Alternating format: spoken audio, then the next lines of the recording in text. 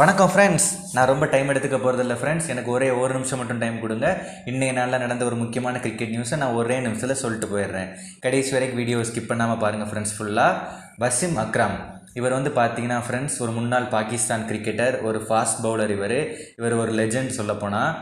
இவர் இப்போ ஒரு முக்கியமான கருத்தை வெளியிட்டிருக்காரு. அதாவது என்ன சொல்லியிருக்காருன்னு பார்த்தீங்கன்னா, நாளைக்கு நடக்கவிருக்கிற RCB versus Rajasthan royals eliminator மேட்ச்சில் விராட் கோலியை தாண்டி இன்னொரு ஆர்சிபி பிளேயரோட பங்கு ரொம்ப குரூஷியலாக இருக்கும்.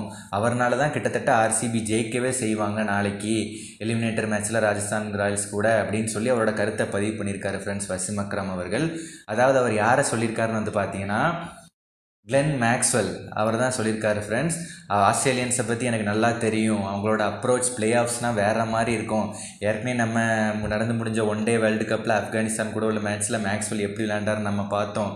இன்ஜுரியோடு நின்று சிங்கிள் ஹேண்டடாக 200 அடித்து ஆஸ்திரேலியா டீமை ஜெயிக்க வச்சார்.